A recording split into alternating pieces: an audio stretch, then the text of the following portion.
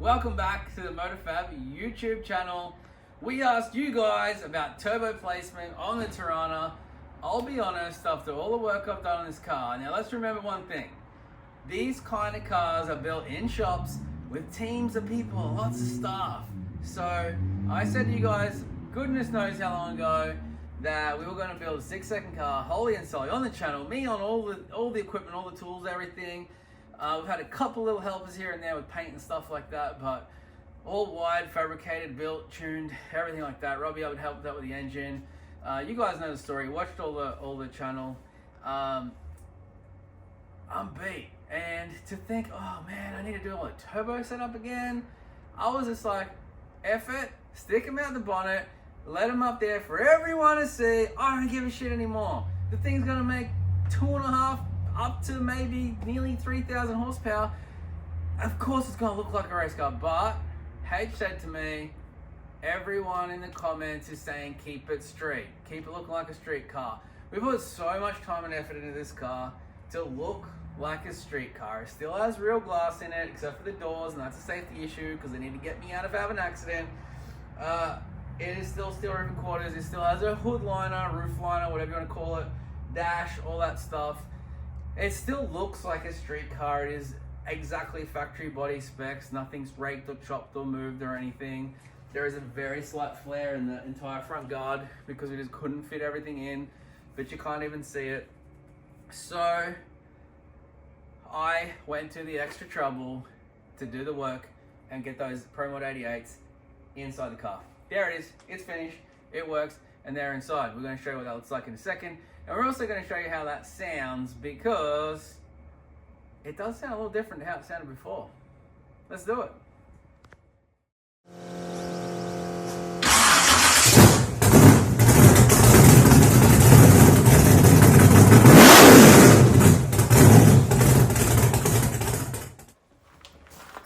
Go on, H. Can't get us in here. Doll. What am I doing? I'll do this bit. Oh, you don't even need my help. Nah, 2 hands for beginners. Forward, up, and down. There we go. Yep. Go the way on the trailer.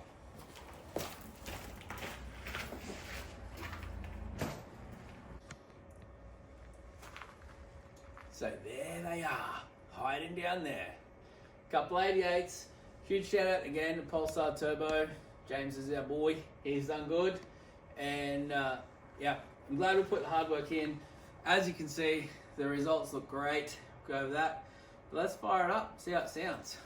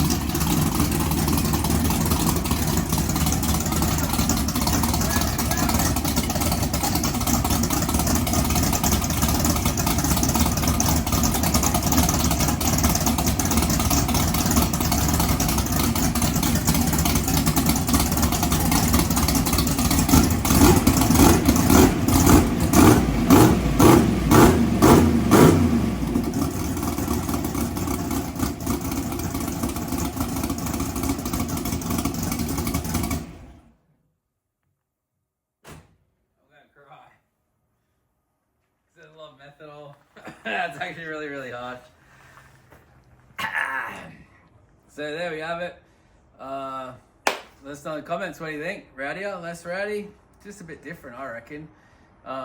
It's more of a slappy idle, but sounds a little crisper. I don't really know the science behind it, but I just know that changing from the 80s to the 88s now, H is crying, made it sound a little better. Obviously, it's a huge increase in horsepower, so we've got to get about tuning that and making that happen. And all the fabrication, you're going to see all that stuff this episode. We kept the primaries, as we'll talk about in here. just modified what we had to. I'd love to do a whole new setup, but yeah, I'm spent with the work that we've done. H is bawling her eyes out over there. It's so The spicy. smell of methanol and spring. It's spring, and look, it's cold. That's why it took a little while to start over. But there you go. Thanks all for watching. And chassis cert done, turbo's done. There's just a couple little things I got to tidy up now. Really, really small stuff, and we are going to go licensing. So stay tuned.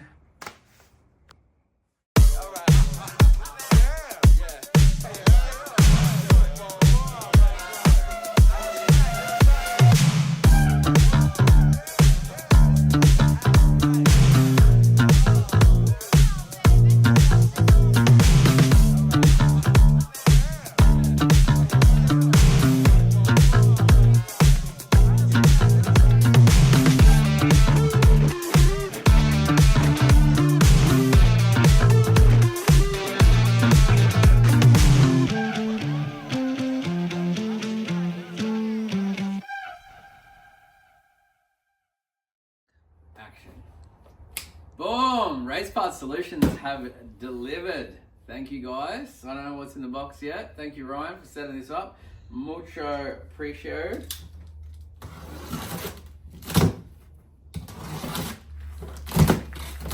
What do we got here?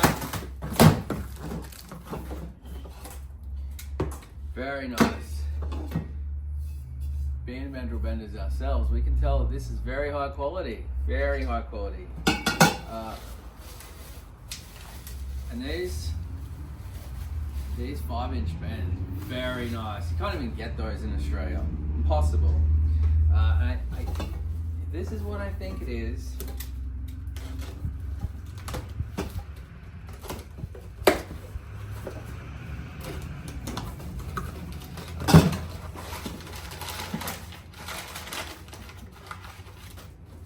They just whizzed this up in the CNC for me. Didn't take hardly any time at all.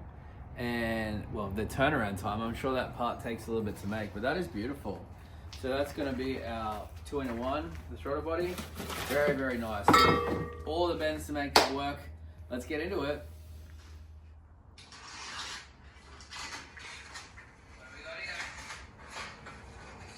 So there's everything out of the box. Race Part Solutions. Amazing work. You guys absolutely knocked it out of the park.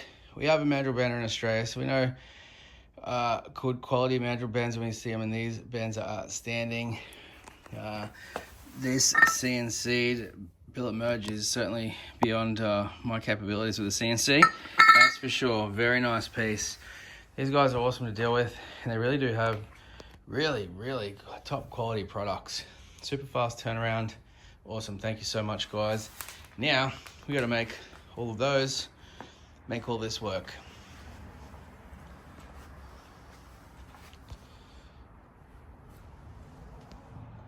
Let's get into it.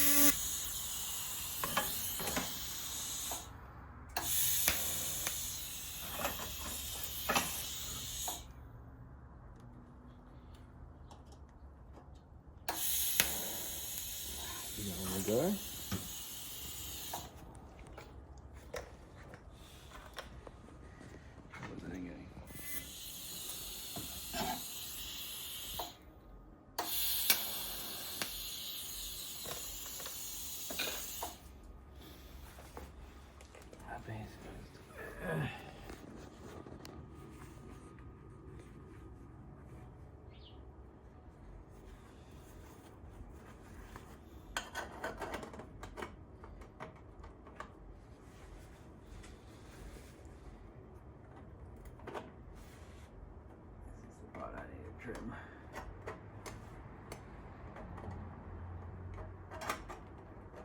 So close.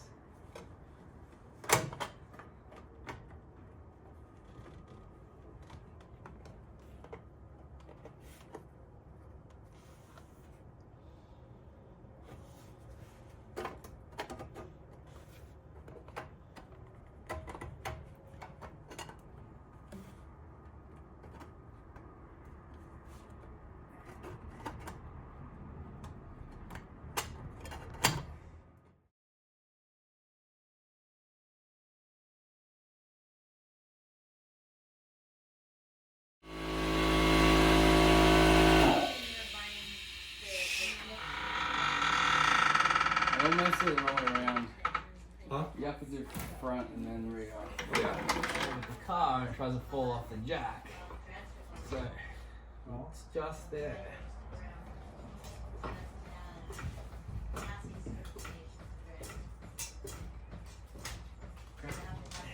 You got all kinds of suspension trouble. Yeah, that's exactly the stuff.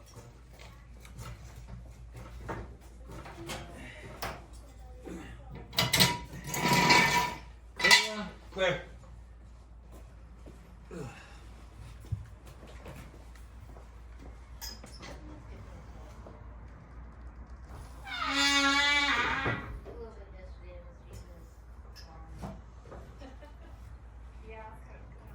That's an issue too. What is? It's stuck on the. I just remembered you gotta do. You need help? Yeah, we might be able to get it out. Usually, what we have to do is go the big jack down to some lower blocks. Yeah, if we both do it. Oh yeah.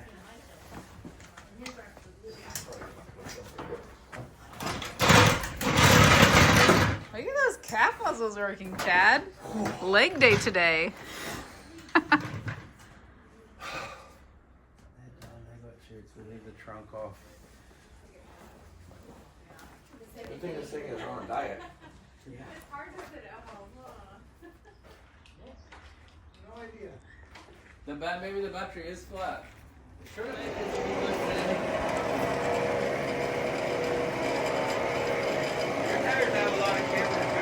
they have to be really bad.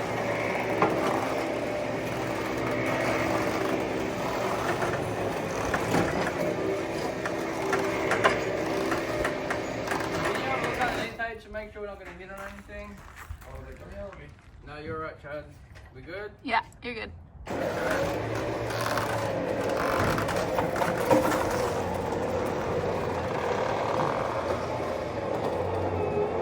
Yeah, you're good.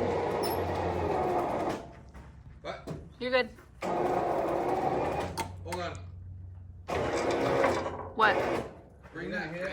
On their side a little. You just stand on it. Here we go. Ready? Yeah.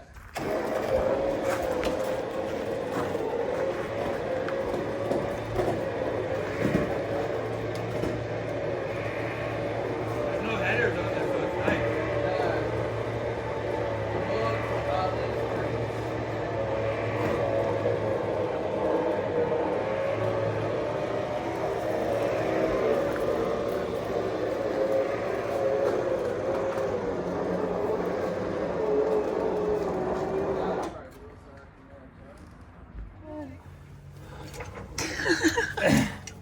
I'm choking myself right now.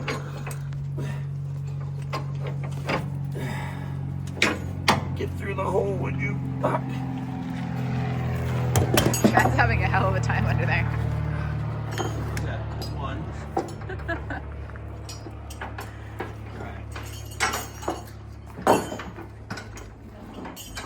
Good, Chad? Yeah.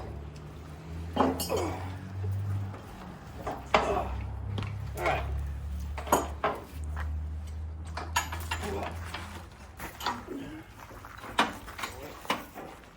Run it through. And when you bring it through, you wrap it over. All nice and fancy. And it doesn't go anywhere. Look at that. Bad Chad tech tips. Bad Chad tech tip.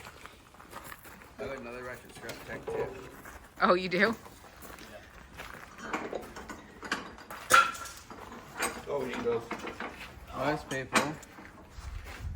Most people put the ratchet strap in like this, and they pull it down, wrap it around, and all this is loose. That's not how you use a ratchet strap.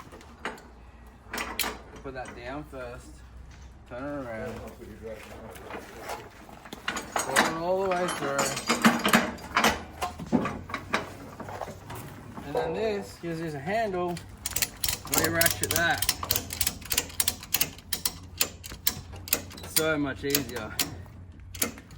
Just like that. Way less confusing on which direction the strap goes through. Way less confusing. Your strap's not folded in half when you start, you don't want to roll wrong. 0, 1, 2, 3.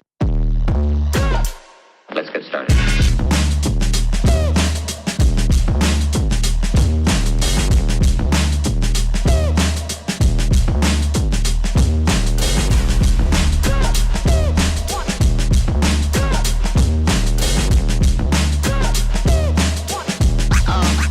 That's real good.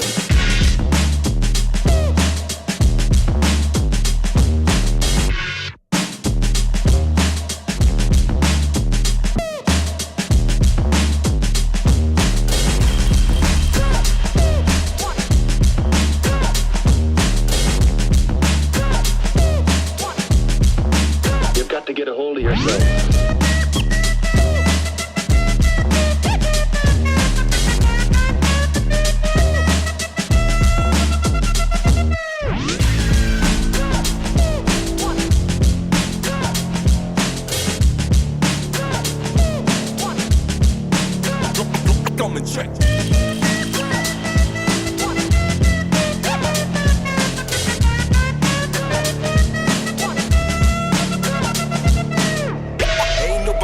Did the turbos make it?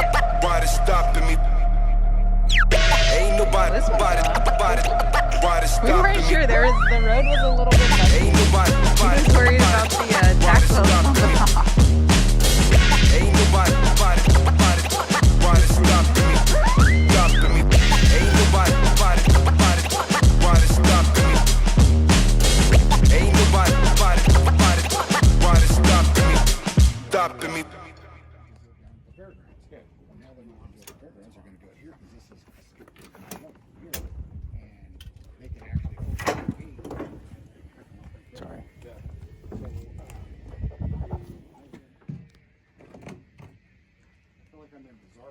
I know. It's on the wrong side.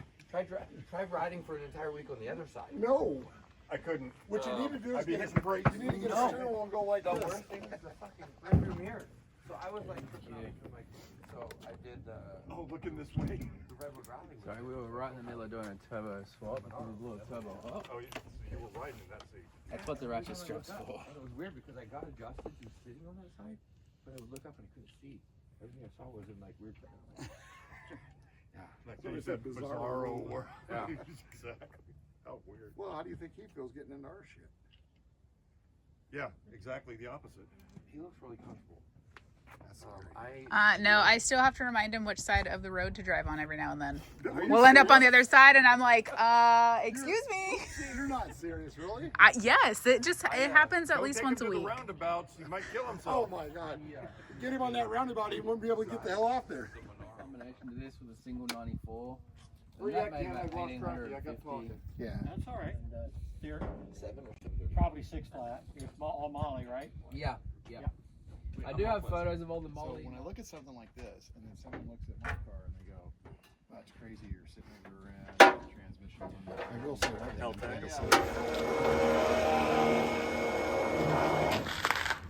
You good on your ramp, Justin?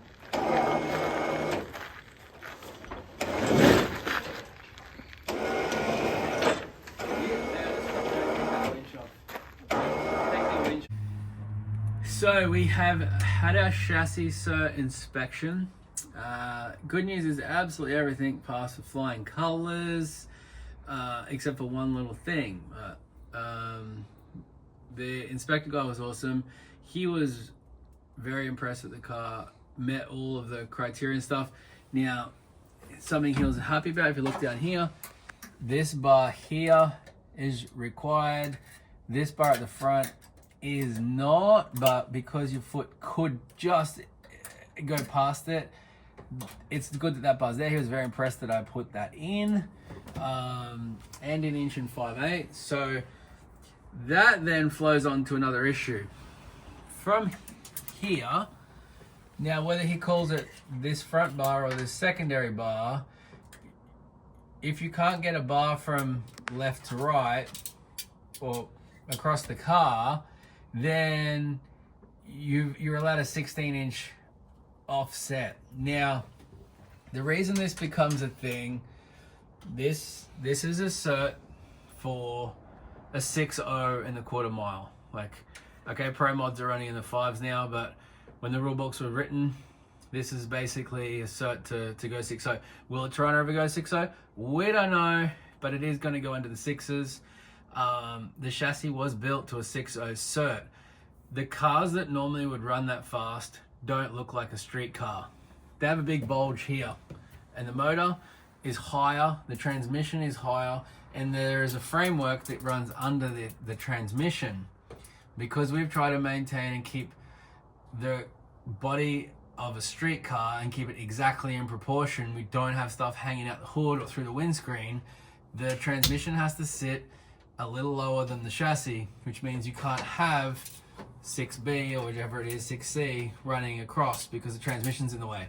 So to allow for that, they let you have a 16-inch offset, which is great. And I could have put a 16 inches back, 1 5/8 083 bar straight across the car, and because it's staggered, you have to have K braces on it. Problem is, when you get to a K brace, you're into the trans pan. It doesn't fit. You cannot make the rule book exactly how it states this scenario. You can't make it fit. It just doesn't fit around the gearbox. So Luke, in all his wisdom, made this cool little X section here. Very intricate, a lot of bars. Literally goes from this part of the car all the way to the back, and it has a whole heap of X's and cross braces and everything like that. That section is very strong. Now, because there is so many extra bars, I made them of light gauge chromoly, so that section is strong. Now, our tech guy has no argument that that is stronger than what the rules ask for, but he's basically saying that's not what the rules ask for. Yeah, it might be stronger, but you need the bar that the rule says there. So we definitely have a difference of opinion on that. But he's the guy with the license, and he's the guy that does this stuff. So we're gonna make him happy. So we have to put a bar from here to here under the transmission. That bar is allowed to be removable, thank goodness. We can still get the converter out if we need to. So yeah, unfortunately everything's painted in my snazzy custom metallic brown paint, which we have had to make a few alterations along the way, so it's not the first time I'll be grinding the paint off. But we're gonna do that. Big shout out to Jesse Adams. He has allowed us to go down and use his workshop because I don't have all of the equipment here that I have in Australia. So we're gonna shoot on a big road trip right now, me and H, bend up this bar and put it in the car. Because Ken, the guy who's chassis certing it, he's leaving town tomorrow. So we're burning the candle at both ends, as some would say. Over now. It's 9:30.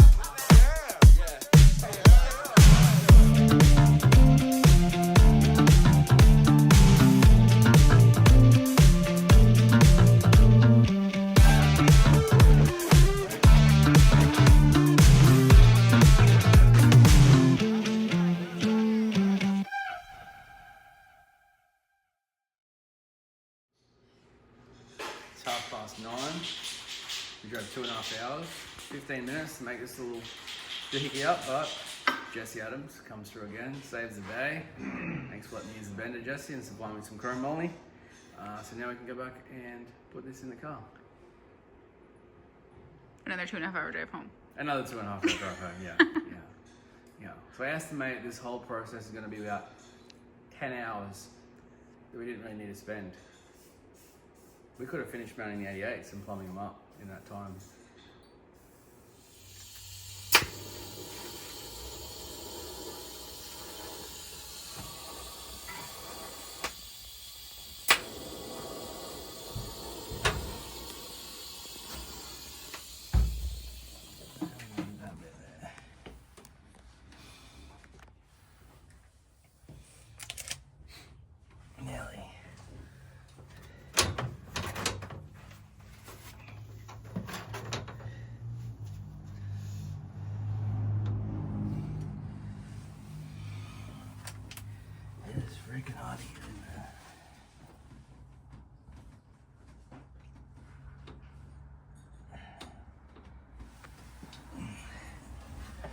need a shorter body torch, all of which I have in Australia.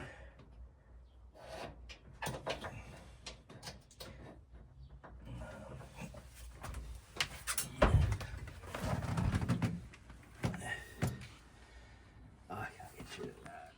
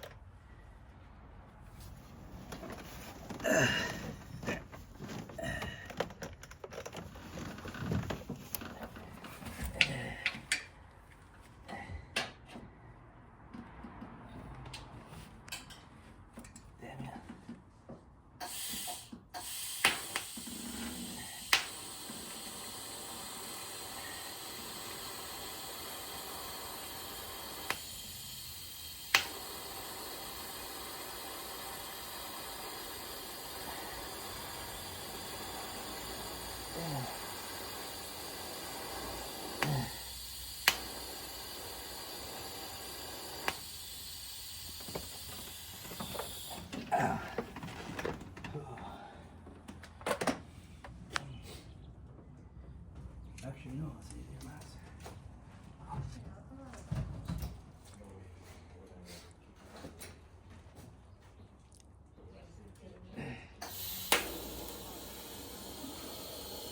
I can't get that.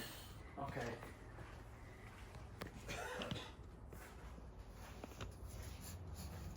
There we have it.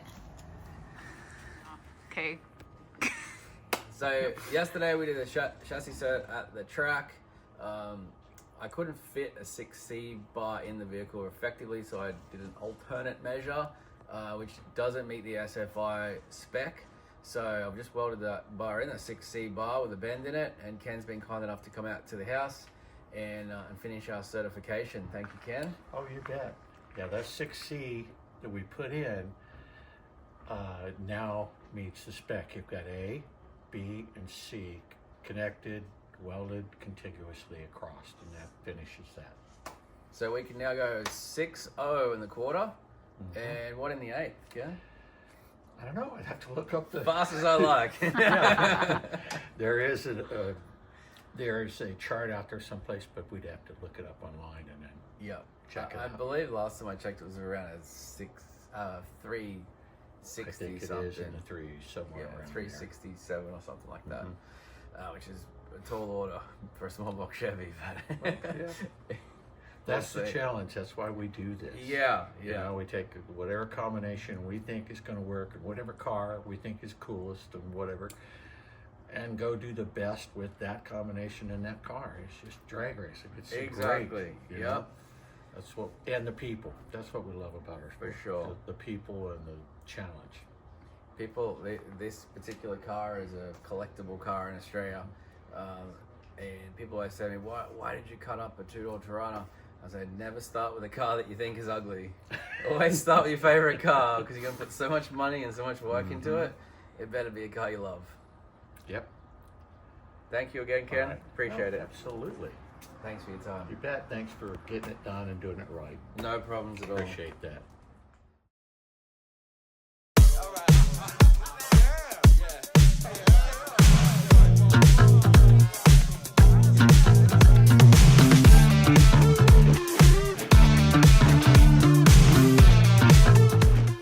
So while I got the headers off, a bit bummed because when I made these headers for this car, I just couldn't get availability. I wanted 1 7/8. I was very particular about the primary size I wanted to run for a few reasons, but basically, long story short, back in like 2015, 2016, 2017, I guess, for a three or 4 year period, I got an opportunity to do a lot of back-to-back header testing on all sorts of different things.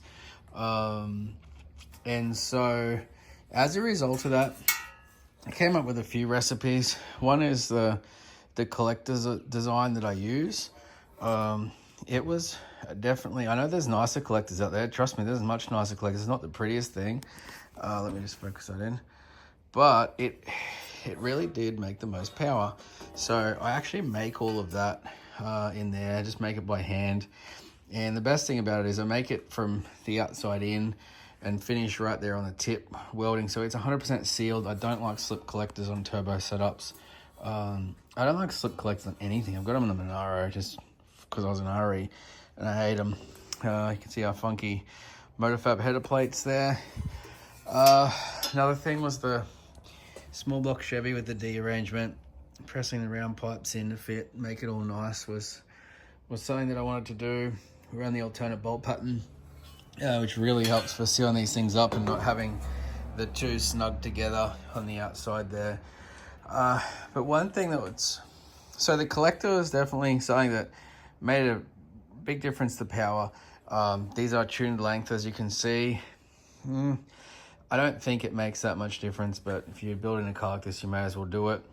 But the main difference that I discovered back then was, now these haven't been HPC coded yet because I was also wanting to do a bit of R&D as we go with this setup, but after this modification, they'll definitely get sent off to the coder. But if you look here, so they've just been painted. Now we've run this, we put it on the two-step, put on boost, we've driven it. You can see where it's burned the paint here and here. That's the hot spot. Now, normally, traditionally, headers will always come off the port and go down. And always right there, or right up against the port, that's the hottest spot. Now, the hottest spot on a turbo application is a choke.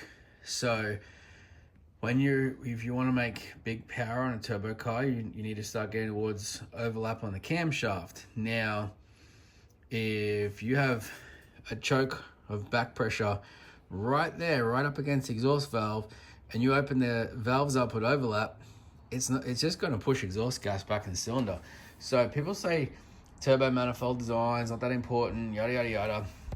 Just put more boost in. Well, I completely disagree. Traditionally, back-to-back header tests back when I was doing a lot of it, I was making 50 to 80 horsepower at the tires on low horsepower stuff just from better header design. So every gain you get, every time you add another atmosphere of boost, you get that again. So,